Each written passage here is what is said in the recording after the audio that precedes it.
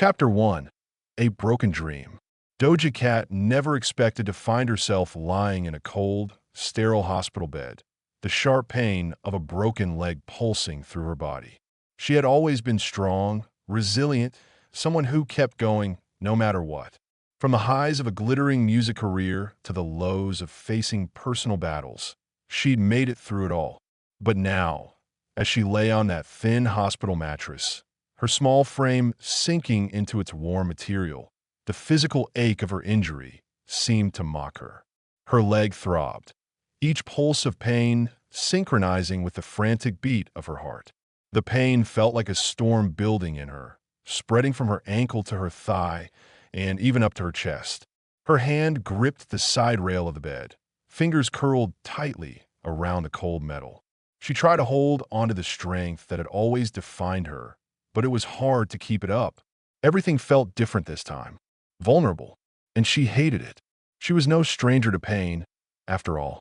As a child, Doja had faced her own battles, growing up in a world that often felt too harsh, too fast, too unforgiving.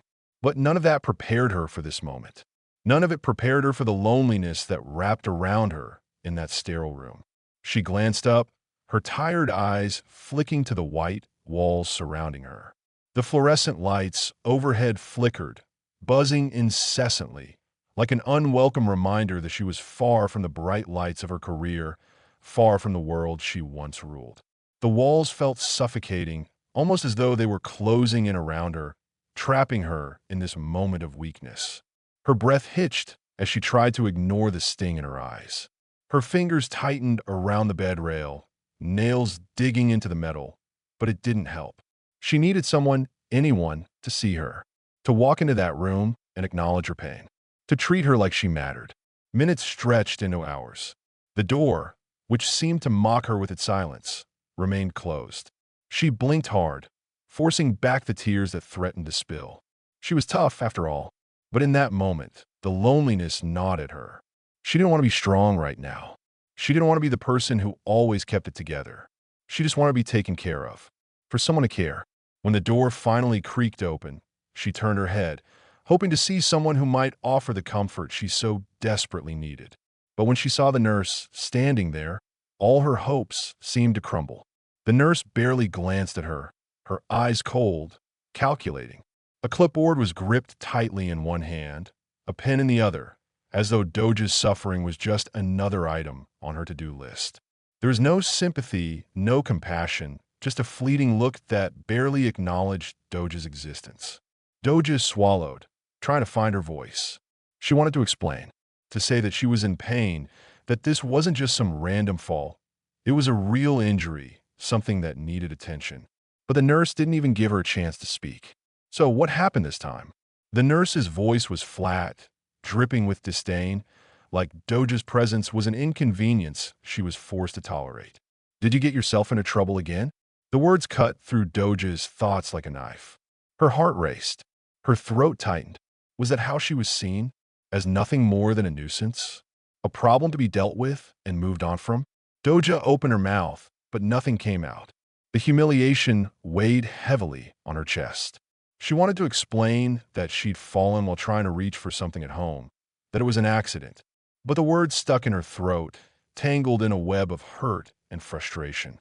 The nurse didn't wait for an answer. She rolled her eyes and muttered under her breath, scribbling something down on her clipboard. Her eyes scanned Doja's broken leg briefly, a glance filled with judgment. She didn't even bother to offer a kind word or attempt to comfort her. Instead, her gaze shifted to Doja's prosthetic leg, the one that had been with her since childhood, the leg that had made her feel different from everyone else her whole life. If you can't even manage to get around with one leg, maybe you shouldn't be trying at all, the nurse said, her voice dripping with sarcasm. You just end up right back here, won't you? Each word hit Doja like a slap. It was the kind of cruelty that hit harder than any physical pain. Doja's eyes filled with tears, but she quickly turned her head away, not wanting the nurse to see her weakness. Her jaw clenched, and her fists curled into tight balls by her side. She had faced cruel taunts before, at school, on the streets, even in the industry. But here, in this hospital, she had expected something different. She had expected care, sympathy, but instead, all she got was coldness.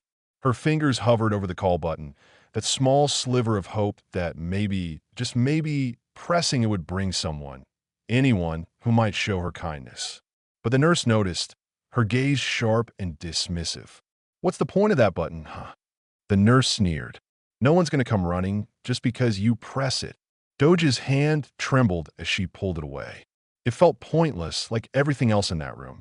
The pain was unbearable, the emotional strain overwhelming, and she was utterly alone. "Please," Doja whispered, her voice barely audible. "I'm in a lot of pain." Her voice cracked with the weight of her vulnerability. The nurse barely looked at her, instead shuffling some papers on her clipboard. "Everyone here is in pain. You're no different," she snapped, her words like acid to Doja's already broken spirit. "Stop acting like you're the only one suffering." Doja wanted to scream. She wanted to fight back. But all she could do was lie there, the tears threatening to spill over her lashes as the nurse turned on her heel and left the room, the door clicking shut with finality. For a moment, Doja lay in silence, the only sound the painful thrum of her leg. The loneliness that followed was a heavy blanket pressing down on her chest, making it harder to breathe. She was alone, again, left to endure the agony without anyone to offer comfort. But her mind was racing now. She thought about her father, her rock, the one person who had always been there when life had knocked her down. Samuel, he would know what to do. He would never let anyone treat her like this. He would make it better. Doja squeezed her eyes shut, clinging to the thought of her father, imagining his strong arms holding her, comforting her, making it all go away. But the longer she lay there, the more she realized he wasn't there. And with that realization, the ache in her chest deepened. This was supposed to be a place of healing, but all she felt was the raw sting of abandonment. Her father's absence was a deep wound that no amount of medical attention could heal. But even so, she refused to give up. She wouldn't let this defeat her. Not yet. Not ever. Somehow, in the depths of her pain, Doja found a flicker of the strength that had always defined her. She wasn't done yet. This was only the beginning. Chapter 2. The Unseen Pain. The minutes dragged on, stretching into what felt like an eternity. Every second in that hospital room felt like an hour. Doja Cat lay motionless on her bed, her thoughts swirling in a haze of exhaustion and sharp pain. Her broken leg pulsed in agony, and yet no one seemed to notice. No one came to check on her. No one offered comfort or relief. The quiet hum of the fluorescent lights above was the only thing that filled the room, a constant reminder that she was alone in this sterile, indifferent space. Her eyes flicked to the door again, willing it to open. For someone, anyone, to walk in and see her suffering. She'd grown used to the cold reality of the world, especially in her line of work. The music industry was often a harsh place, full of judgment and scrutiny. But this was something different. She had never expected to feel invisible in a place that was supposed to care for people. A hospital, of all places. It was supposed to be a refuge, a sanctuary where people could find relief from their pain. But for Doja, it had become a place of neglect, a place where her voice didn't matter, her pain didn't matter. The silence was suffocating. She shifted in the bed, trying to find a more comfortable position, but the pain shot through her leg, reminding her of the injury that had brought her here in the first place. It wasn't just the physical pain that weighed on her. It was the emotional toll. She was used to being strong, used to pushing through when things got tough. But right now, that strength was starting to feel like a distant memory. Finally, the door creaked open, and Doja's heart lifted just a little, a flicker of hope sparking in her chest. She turned her head, her eyes pleading for someone to come in and offer her the help she so desperately needed. But instead of relief, what she saw only deepened the pit of dread in her stomach. The nurse from earlier was back, her cold eyes sweeping over Doja with the same detached indifference. Doja's stomach twisted in a knot. It was the same woman, the same dismissive attitude. "Well, look who's still here," the nurse said, her voice dripping with a mixture of annoyance and condescension. "Still hurting, huh? Didn't think you'd be such a drama queen over a little broken leg." Doja's breath caught in her throat. The nurse's words were like daggers, each one cutting deeper than the last. She hadn't asked for this pain. She hadn't asked for this injury. But here she was, in agony, with no one to care. And this nurse, this person who was supposed to help her, was mocking her pain. Doja clenched her jaw, refusing to let the tears spill. She wasn't going to cry. Not here. Not in front of this woman who couldn't even see her suffering. She wanted to speak, to defend herself, to scream that this wasn't just a little thing. It was real. But the words didn't come.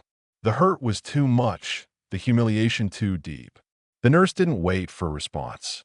She didn't care. She was busy making notes on her clipboard, scribbling things down as though Doja's pain was just another item to tick off on her to-do list. Her gaze flicked to Doja's leg, the one that had been shattered by her fall, and then quickly shifted to the prosthetic on her other side. A sneer curled on the nurse's lips. "Well, you sure don't make things easy for yourself, do you?" she scoffed. "I mean, with one leg already, what did you think was going to happen? You really thought you could still move around without getting hurt again?" Doja's stomach turned at the cruel words, her chest tightening as if her heart was being squeezed in a vice. She knew her prosthetic leg made her different, made her stand out in ways she didn't always want. But she had worked so hard to not let it define her. She had worked so hard to prove to the world and to herself that she was just as capable, just as strong as anyone else. But this nurse, this woman who was supposed to help, was making her feel less than human. She was making her feel small, insignificant. The words burned in her chest, and Doja fought to keep them at bay. She wasn't going to let this break her. She wouldn't let this woman, this stranger, define her. Not now. Not ever. "Do you want me to get someone else to help you?" the nurse asked, her tone dripping with sarcasm. "Or are you just going to lie there and complain some more?" The question stung. It wasn't just the words themselves, it was the way they were delivered. Like Doja's suffering was an inconvenience, something to be brushed off, something unimportant. Doja's hand hovered once again over the call button, but the moment she reached for it, the nurse's eyes flicked down to her hand. "What's that going to do?" she sneered. "You think someone's going to rush in just because you press a button? Get real. You're on your own." Her hand faltered, fingers trembling as they hovered over the button, but the words from the nurse echoed in her mind like a cruel chant. "You're on your own." It was a hard pill to swallow. It felt like the entire world had turned its back on her in that moment. The pain in her leg was nothing compared to the agony of being so utterly alone. "I just need someone to help me," Doja whispered, her voice barely audible. "Please." The nurse didn't respond. She simply turned and walked out of the room, leaving Doja alone again, isolated in her suffering. The door clicked shut behind her, and the silence returned, heavier than before. Doja lay there, staring at the ceiling, the tears she had fought so hard to hold back finally spilling over. Her mind raced, a storm of thoughts flooding her mind. She thought about how she had always fought for herself, how she had carved out a place for herself in an industry that had never been easy for women like her. She had fought for her music, for her voice, for her place in the world. But now, in this moment of pain and loneliness, she realized something. Fighting for herself wasn't enough anymore. She couldn't do it all on her own. And in the silence of that hospital room, she made a promise to herself. She wouldn't let this moment define her. She wouldn't let this hospital, this nurse, these walls break her. She would rise above it. She would fight, not just for herself, but for every child, every person who had ever been made to feel invisible. She had always believed in her ability to create change. Now, she was going to start with herself.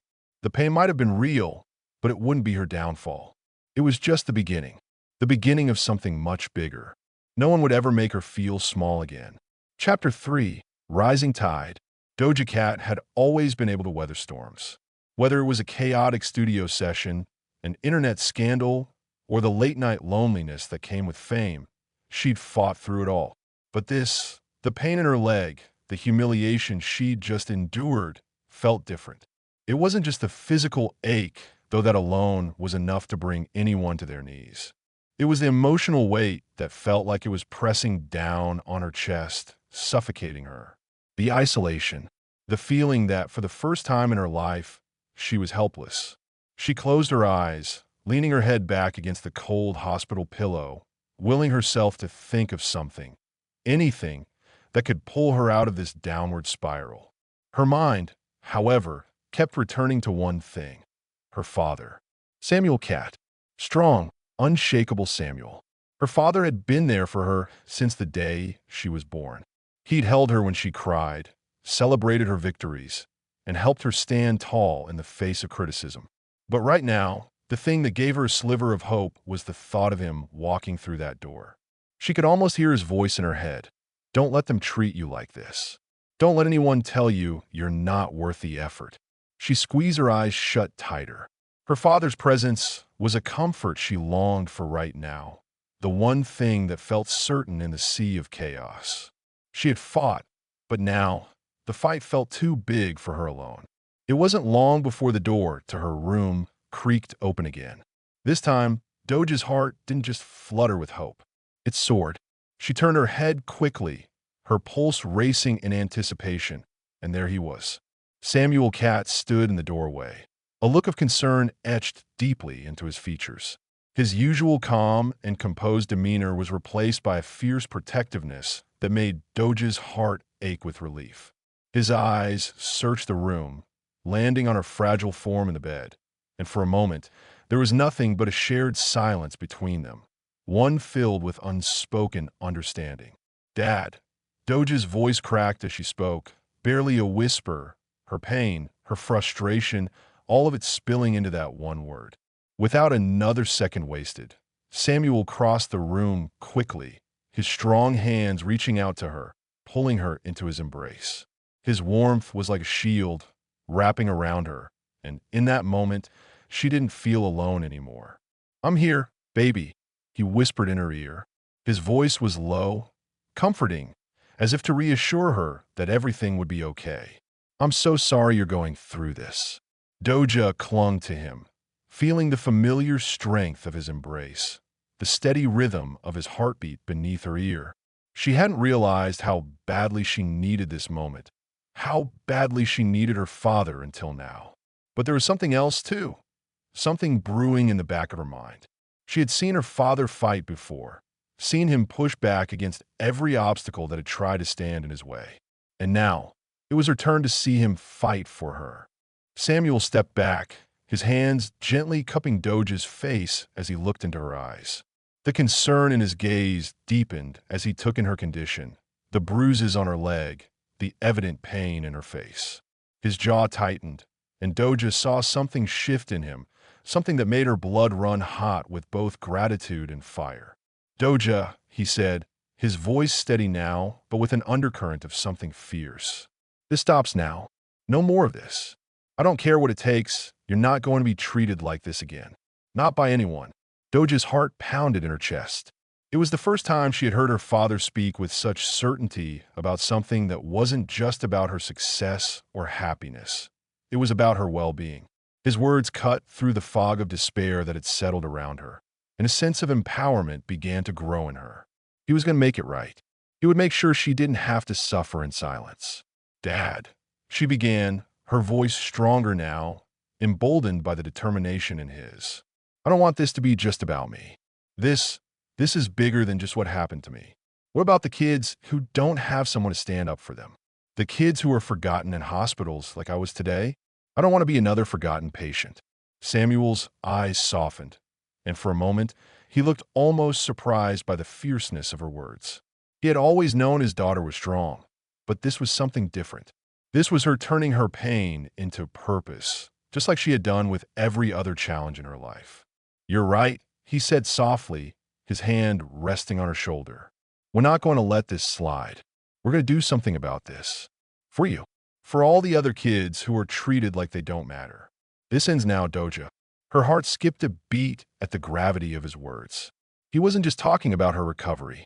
He was talking about changing something that could help countless other children who suffered in silence. They sat together in the quiet hospital room, Doja leaning against her father's chest, both of them lost in their thoughts. Samuel's mind raced, formulating a plan, while Doja felt the weight of the moment. She had the power to do something about this, to take her pain and turn it into something more than just a memory. She wasn't going to stay in this hospital room and let the world forget her. She was going to fight, not just for herself, but for every person who had been treated with neglect. For every child who had ever felt invisible, unimportant. They deserved better. Doja pulled away from her father slightly, her eyes glistening with newfound purpose. "Let's make sure this never happens again," she said, her voice steady. "I'm ready. Let's make a difference." Samuel looked at her, his own eyes filled with determination, and for the first time since entering the room, he allowed himself a small, proud smile. "Let's do it, baby." Together. The room seemed to brighten just a little in that moment. The air felt lighter, as though the very space around them was charged with possibility. And with that, they both knew this was just the beginning. The beginning of a fight for justice, for compassion, and for a world where no one, especially children, would ever feel invisible again. Doja Cat had always risen to the occasion, and now she was ready to rise once more, not just for herself, but for every child who had ever felt neglected. The fight for change had begun. Chapter 4. The Fight for Compassion. Doja Cat had always been good at getting what she wanted. She had learned early in life that if you didn't speak up, you didn't get heard. If you didn't fight for yourself, no one else would. But this fight, this was something different. This wasn't just about her. This was about every child, every vulnerable person who had ever been ignored, dismissed, or neglected by a system that was supposed to protect them. After her father's promise to make things right, Doja felt an overwhelming sense of purpose settle in her chest. No longer was she just a broken girl lying in a hospital bed. She was someone with a voice, someone who could change things. And with her father by her side, there was no doubt in her mind that they would make a difference. The next day, Samuel Cat didn't waste any time. He made it clear to the hospital staff that this situation was far from over. He was a man of influence, but it wasn't just his power that made the hospital's administrators sit up and take notice. It was the force of his conviction. He wasn't going to let his daughter, or any other child, suffer in silence. He was going to use his voice, his connections, to fight for justice. Doja watched from her hospital bed as her father made phone calls, spoke with doctors, and arranged meetings with the hospital's management. She could see the fire in his eyes, the same fire that had helped him build his empire, the same fire that would now fuel this fight. As much as she hated to be the cause of such a storm, part of her couldn't help but feel a deep sense of relief. She wasn't alone in this anymore. Her father's actions were swift and decisive. Within hours, the hospital was buzzing with meetings, reviews of staff conduct, and promises of change. It wasn't enough just to apologize. Samuel Cat was demanding real accountability. He wanted answers. He wanted to know why his daughter, a patient in pain, had been treated with such disdain. Doja lay back on her bed, her mind racing. She thought about the nurse's cruel words, the way she had been dismissed and mocked. It was almost unbearable, the way her pain had been trivialized. But it wasn't just about her. It was about all the children who were ignored when they needed help the most. About the people who were made to feel small, unimportant, like their suffering didn't matter. She turned to her father as he walked into her room after one of his meetings. His face was hard, determined, but there was a flicker of something softer in his eyes when he looked at her. "They're taking this seriously, Doja," he said, his voice low but firm. "The hospital is conducting a full review of the staff involved, and they're making sure something like this never happens again." Doja nodded, a small sense of relief washing over her. But even though the wheels of change were in motion, she knew this was just the beginning. Her father's fight wasn't just about making sure she was treated well. It was about making sure every child who walked through those hospital doors felt like they mattered. It was about making a statement that would ripple through the entire healthcare system. A statement that would remind everyone that children were not just patients. They were people. They were human beings who deserved respect and compassion. As the days passed, Doja began to recover physically. But emotionally, the scars ran deep. She had always been tough, always been able to brush off the harsh words and criticisms that came with being in the spotlight. But this was different. It had shaken her to her core. For the first time, she had felt what it was like to be completely vulnerable, completely at the mercy of a system that didn't care. And that wasn't something she was willing to ignore. "Dad, I want to do something about this," Doja said one evening as they sat together in her room. The television played quietly in the background, but neither of them were paying attention. "I don't want to just be a story. I don't want this to be something that's forgotten after a few weeks. I want to make sure this doesn't happen again." Samuel looked at her, his expression unreadable for a moment.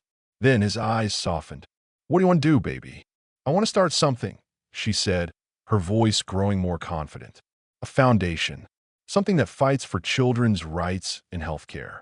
I want to make sure every kid gets the care they deserve, no matter who they are or where they come from. I don't want anyone to ever feel the way I felt in that room." Her father sat up straighter, a spark of pride in his eyes. He had always known that his daughter was capable of greatness. But this was something new. This was her turning her pain into a purpose, something far bigger than herself.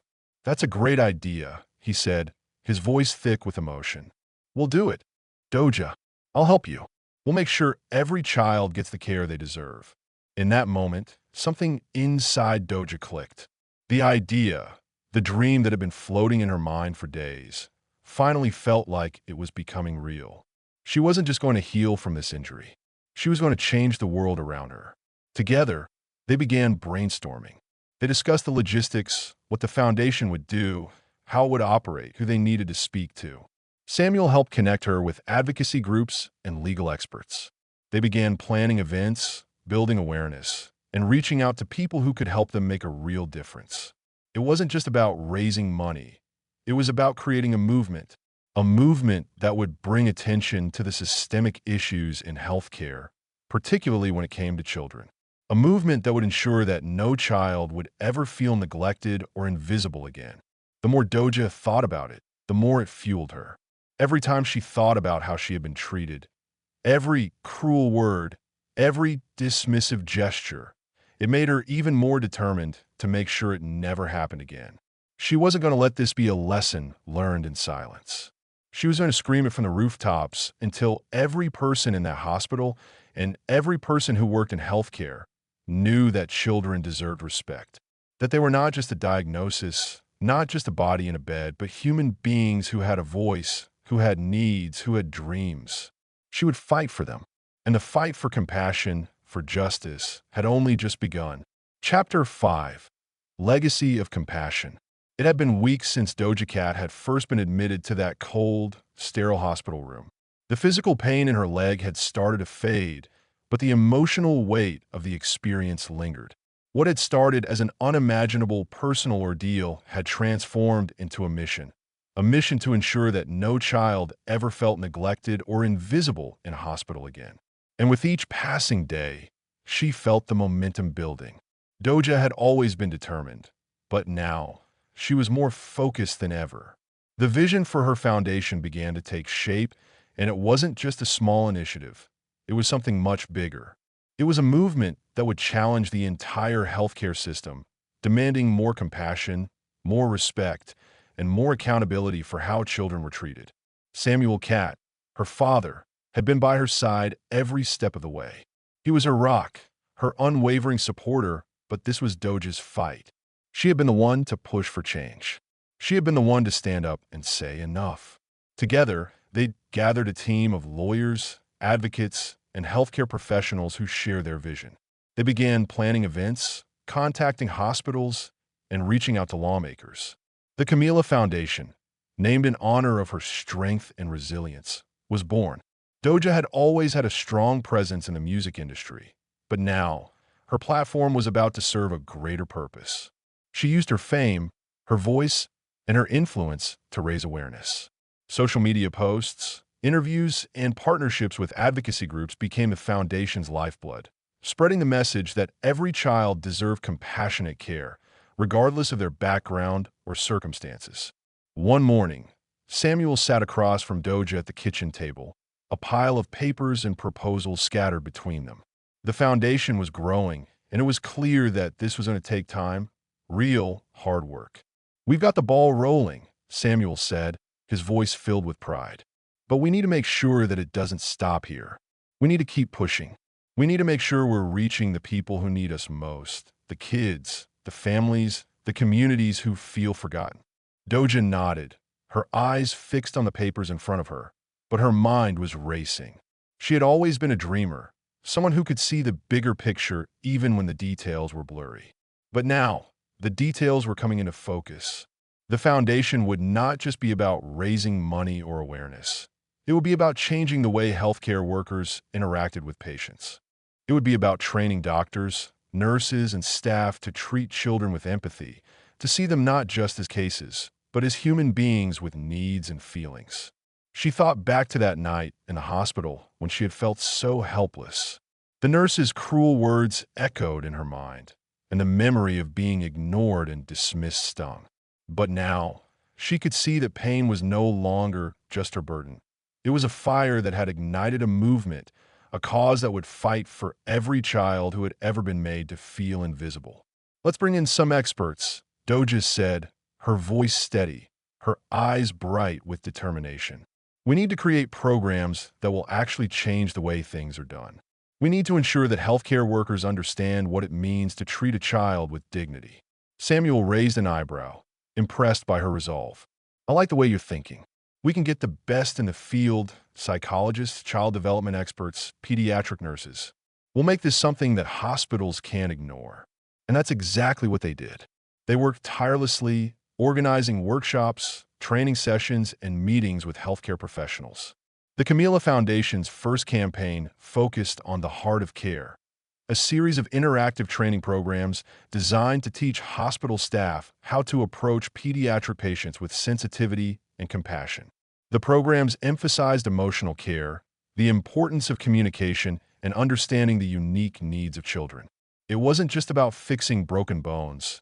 It was about seeing the whole child, acknowledging their fears, their pain, and their humanity. As the foundation gained momentum, Doja was invited to speak at several healthcare conferences and panels, where she shared her story and advocated for systemic change. She became a voice for the voiceless, giving a platform to children who couldn't advocate for themselves. She told her story not just as an artist or a celebrity, but as someone who had been hurt, someone who had experienced firsthand the impact of neglect in a healthcare setting. Through her speeches, she reached people she had never imagined: doctors, nurses, parents, and even children who had endured similar experiences. They came forward with their own stories of neglect, their own experiences of feeling abandoned in a place that was supposed to heal them. Doja's story was no longer just her own. It was a collective cry for change. The Camila Foundation's message began to spread far beyond Doja's initial circles, reaching communities and healthcare providers all across the country. News outlets picked up the story. Social media exploded with support. Parents began to demand better care for their children. Hospitals began to take the initiative to implement the Foundation's training programs, and healthcare workers started to understand the importance of emotional care in pediatric settings. Doja's connection to the cause grew deeper with every interaction, every story shared, every step forward they took together. But it was the kids, the children who had been given a voice, who inspired her most. They were the reason she had started this journey in the first place. One evening, after a particularly successful event, Samuel and Doja sat together on the front porch of their house, watching the sun dip below the horizon. Doja rested her head on his shoulder, feeling a sense of peace that had eluded her for so long. She had fought for change, and now she was seeing the fruits of her labor. "Dad," she whispered, her voice filled with contentment. "Do you think we're really making a difference?" He turned to her, a soft smile playing on his lips. "I know we are, Doja. You've shown the world what it means to be brave. And because of you, things are going to change. You've given kids a voice they never had before." She smiled, a quiet sense of pride swelling in her chest. "I want to keep going, Dad. I want to help as many people as I can." Samuel squeezed her hand, his voice thick with emotion. "You already are, sweetheart. You've changed everything. You've given them all a chance. As they sat together, the promise of what was yet to come lingered in the air. The foundation would continue to grow, continue to fight for the dignity of every child in the healthcare system. It wasn't just about raising awareness anymore. It was about transforming the future. In the days that followed, the Camila Foundation expanded its reach, adding new programs, partnering with more hospitals, and gathering more voices to join the cause. Doja and Samuel knew that they had only just begun. This wasn't just a fight for one child. It was a fight for every child who had ever felt forgotten. And as they watched the last of the sunlight disappear over the horizon, Doja realized that they had built something lasting. A legacy of compassion that would outlive them both. A legacy that would ensure that no child, no matter their circumstances, would ever feel invisible again. And for the first time in weeks, Doja Cat allowed herself to believe that everything, all the pain, all the struggle had been worth it. Because now, every child would know that they mattered. If you enjoyed this story, we'd love for you to give it a like and subscribe to our channel. Your support means the world to us and motivates us to continue sharing heartwarming, inspiring stories almost every day.